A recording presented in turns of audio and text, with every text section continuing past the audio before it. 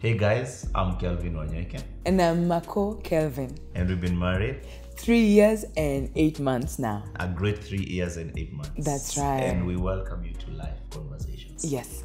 So, what is Life Conversations? Life Conversations is a show whereby a husband and his beautiful wife get to engage in conversations that revolve around various life issues that people are faced with in an effort and an attempt to share the wisdom and the knowledge we have gathered in our 3+ years of marriage to help people make decisions that will enable them to live a life that is full of fun and enjoyable.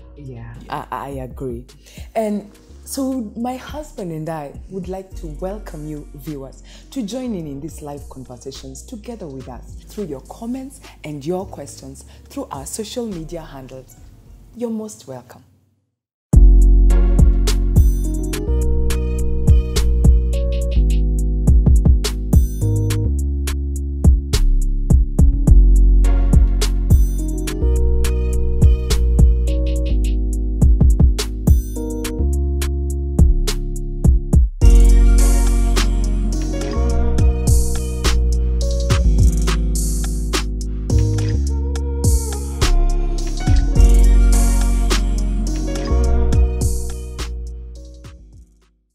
So babe, in the spirit of vulnerability, before you said yes to me, how many other guys did you date?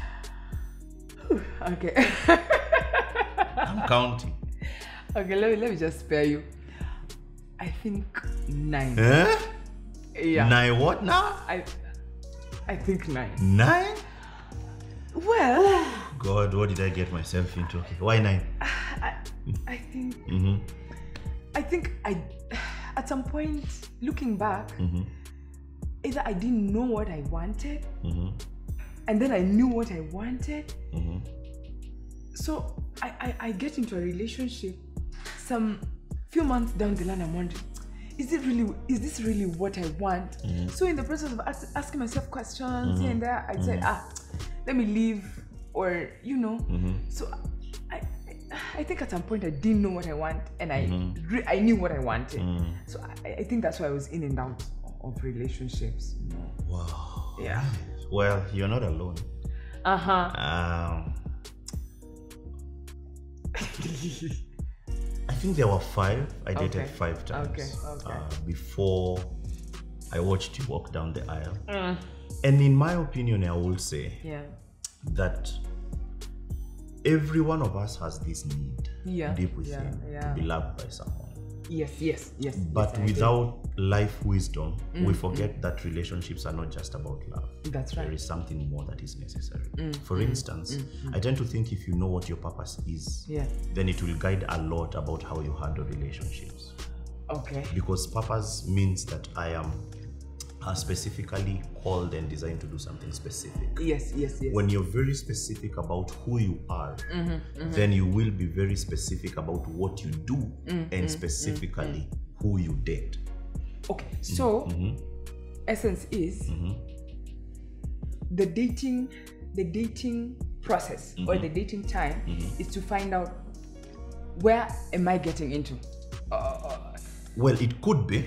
Look, let's go back. Let's go back and look at the institution of marriage, because every dating relationship, or rather the moment you engage in any dating relationship, marriage should always be the end point. So when I got into 5 before I got into marriage, it means I didn't know the purpose of why I ought to date. Okay. Now, the late Dr. Miles Monroe says this: if you don't know the purpose of a thing, you will abuse it. Okay. So, can we assume, yes, this 9 that I was getting into, was it that those guys did not know their purpose, or it's me who didn't know where we at? Well, I think both you and the 9 have no clue about what your purpose is. Look, let's take a phone, for example. Yes. A phone is not designed, or a techno phone, let me be specific. Yours, My techno, Common X, is not designed to be used underwater. Right. So if I don't know that, then I'm gonna jump into a pool Yes. with my technophone. And because its purpose was not to be used underwater, I'm gonna damage it. Wait. Okay. So, so how should I know who to date? Because before you spotted me, okay, I was ended in marriage. Yes. So before you spotted me, were there things that you looked at? Because I think you didn't just decide I'm gonna marry that girl day one, right? That you maybe you spotted then decided I'm gonna date. Will that be the trend, or will that be the how will I call it? The first thing is spotting, and then you decide, okay, let me check out if this is what I want. Because I learned that if when I say that I'm getting married to you, then I'm getting into your culture, how you view things.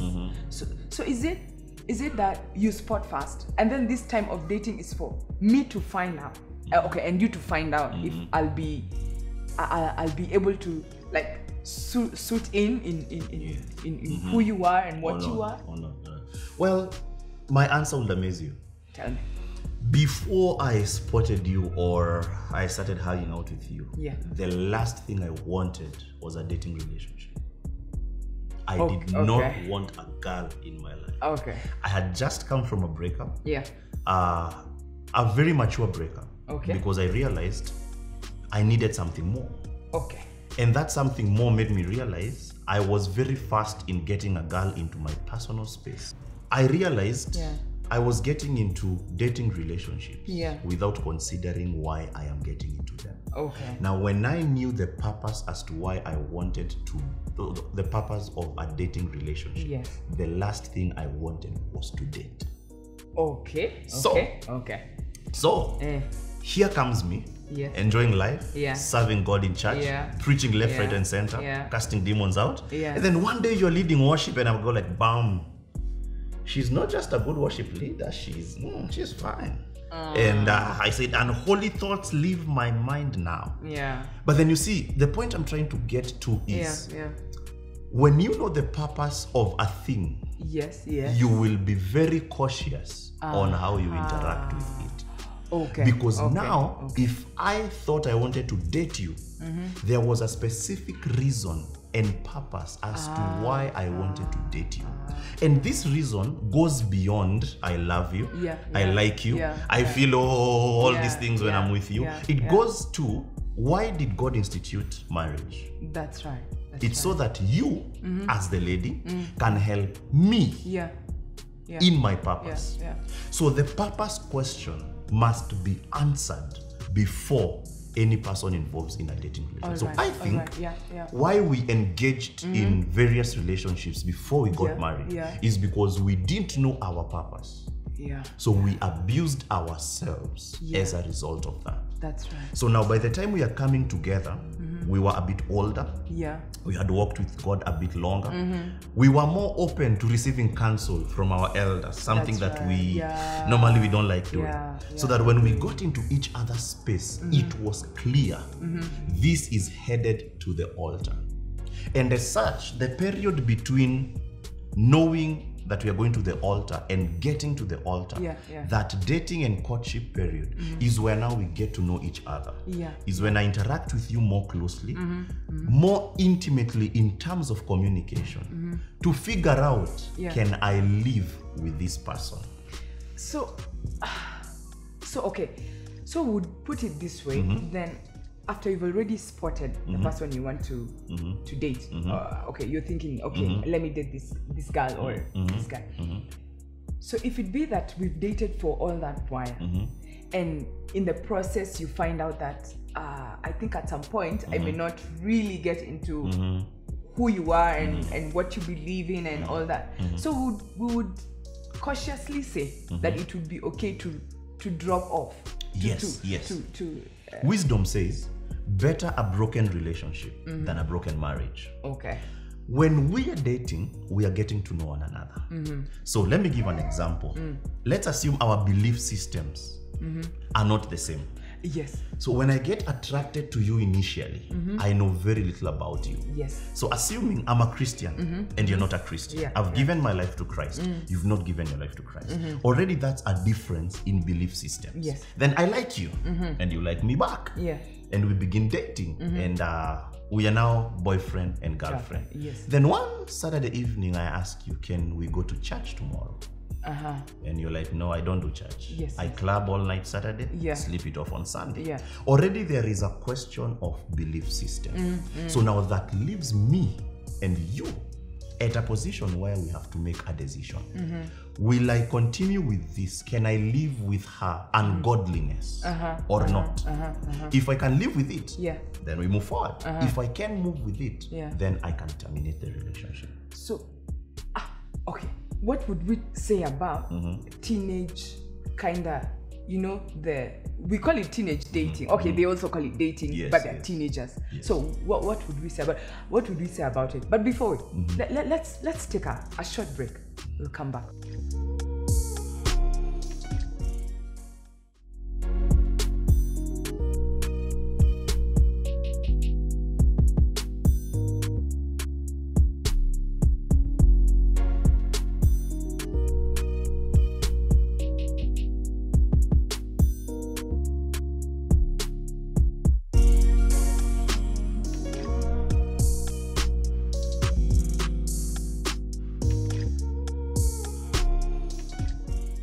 Welcome back to Life Conversations. So, babe, where did we leave it? You are talking about teenagers and dating. That is one of the hotly contested issues in our time and age. Yeah. We are living in a time or a generation whereby anyone can date. Yes. I mean, we have kids in primary school dating. What I think is, I go back to my earlier statement. If you do not know the purpose of a thing, you're gonna abuse it. Yes.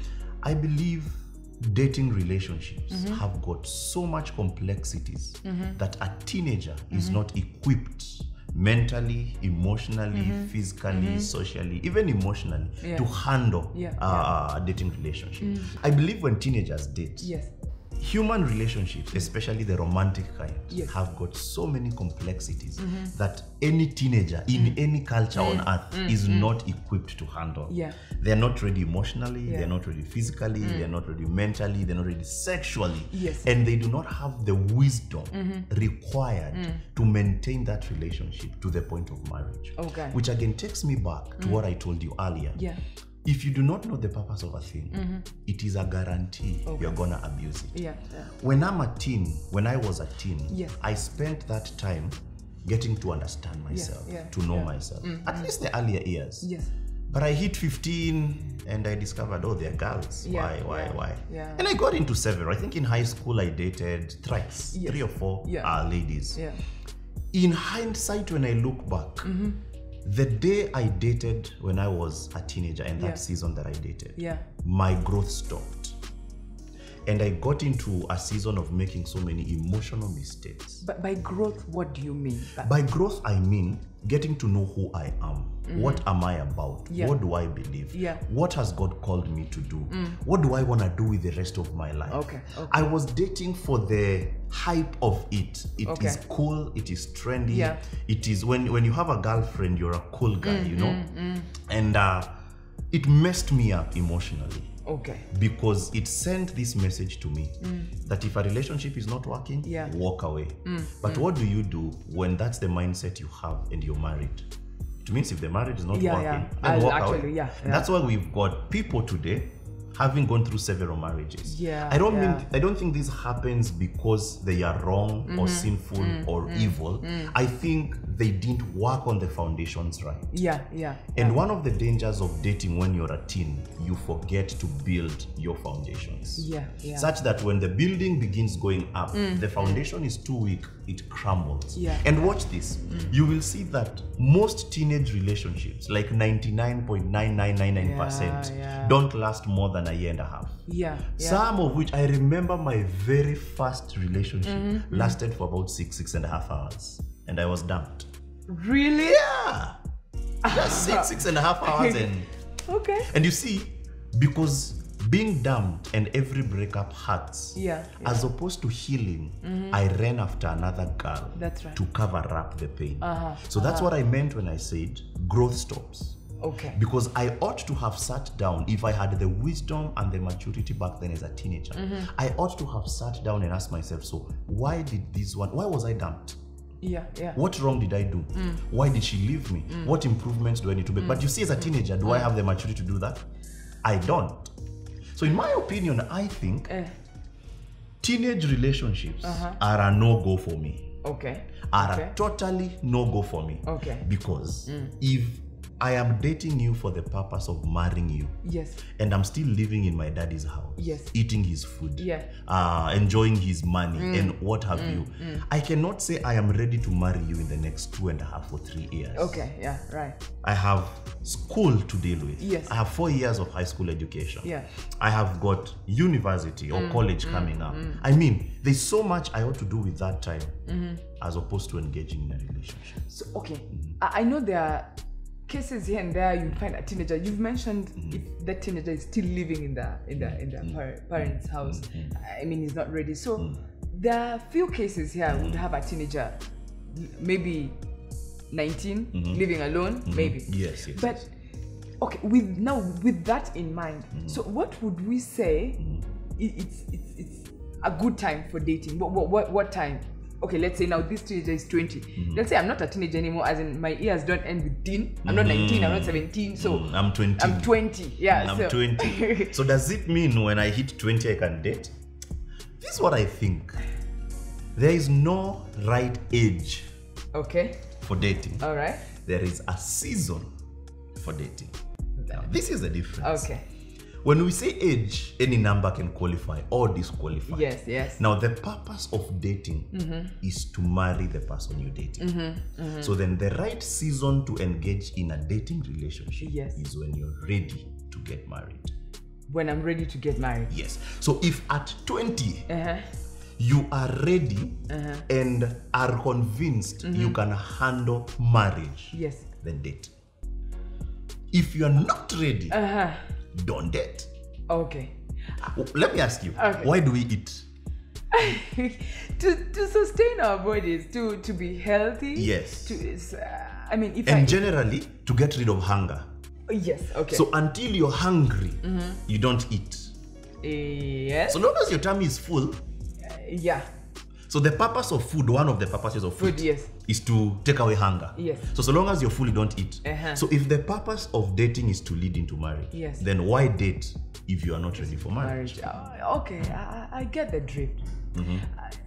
I get the drift. Which raises a question then. Feelings, emotions, attraction to members of the opposite sex begins early. Maybe late preteens or early teens, when adolescence kicks in. Yeah. So then I will be left with a question. So I'm 15. Yeah. I like a girl. Yes.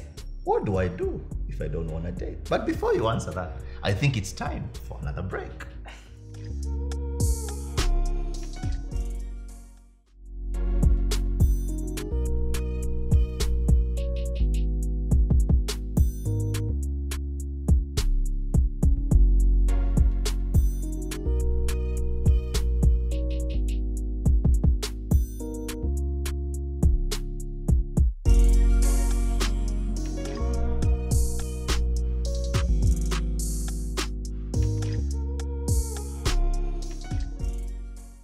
So welcome back to Life Conversation with the Kelvins, and this is getting hotter. So babe, we left it at a point whereby two teenagers, or not necessarily two teenagers, two people who are older, are attracted to one another. They like each other. The chemistry is, the electricity is being transmitted. But they are not ready for marriage. So what do you think they ought to do? Okay. Let me... You remember what you said about purpose? First, I think, hey, man, that one is a crazy question. But first, I think when we are attracted to one another, first of all, I think we should avoid being in closed spaces alone. because this question of how far is too far, then you know you can. But I think you've gone off what I asked. Oh, okay. So I'm attracted to you. You're attracted to me. Okay. And I am not ready to pursue you in the context of marriage. Yes. What do I do with my feelings? How do I stay single and I still like you? I think that you can share it with someone who, a close friend, to be accountable to you.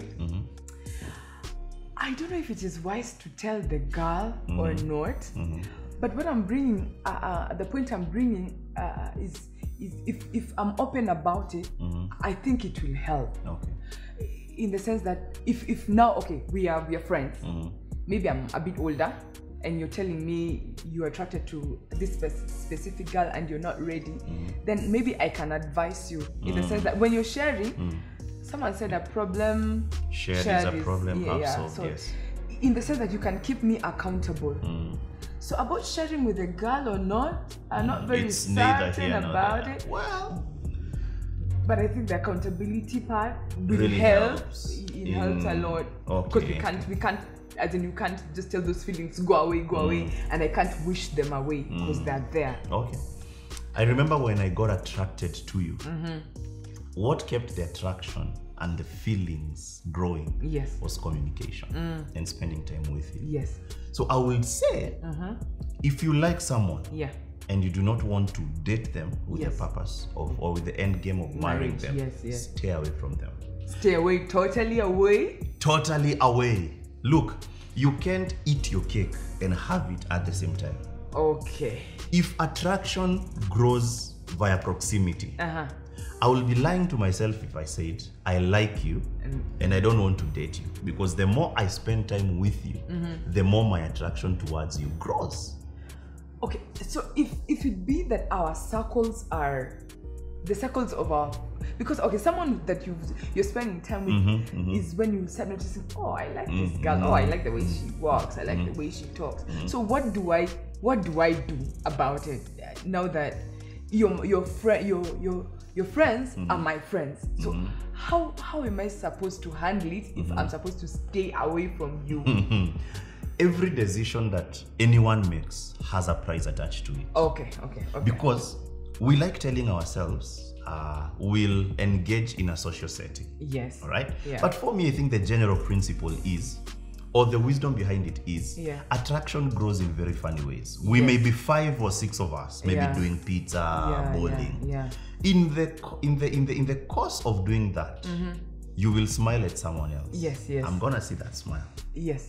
And something is gonna happen. Yeah. We'll come into contact. A very innocent contact.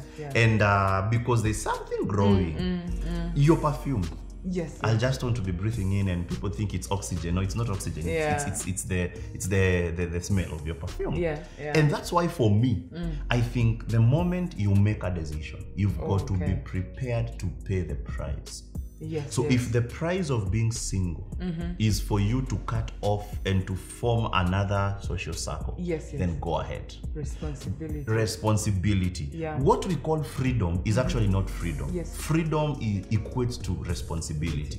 So if I am free enough to decide I'm not gonna date you and I like you, I should be responsible enough to walk away from you. That is what real freedom is. Okay. So I can't say I'm avoiding you, yet I'm spending time with you. Yes. Now this is not applicable to teenagers only. Yes. You may be 30, but you have decided, I am getting married in the next 10 years. Which then brings an interesting scenario. I'm 30. And I want to get married at 40. 10 years gap. Can I date for 10 years? I would be lying to myself. Why? Like you said, it's like intimacy grows. It's someone said it's like, okay, take a scenario of a house. There's the patio, the front, the porch. Then you have the front door. You have the living room. You get into maybe the rooms, and then you have the master bedroom. So let's say the master bedroom is the intimate space. I know these days we would have maybe, like I had, some teenagers would just have a party around and they're kissing everywhere. But if we'd go to the context of there's a fear inside you that this is a holy thing, something that to be valued, then it means you would share it in the bed chambers, the intimate kind of thing. So truly, you wouldn't do an intimate thing on a porch, or in public. Yes, so it means intimacy grows. And like you said, if we start with touching, the next time I want you to hold me like that. And truthfully, if I say I'm attracted to you, because I think you shouldn't marry someone that you're not attracted to, especially sexually attracted to. So if I'm sexually attracted to you, and okay, month 1 we can try, month 2, month 3, at least as we're even the Bible says greet each other with a holy kiss, but that is brotherly kiss. And we always use that scripture out of context. It doesn't have any romantic inclination to it. Yes. I think saying 10 years, I think that is stretching it too much. Sometimes even already 1 year is too much for you because of the sexual attraction. And like you said, as we spend time together, let's say both of you in your belief system, you have given your life to Christ.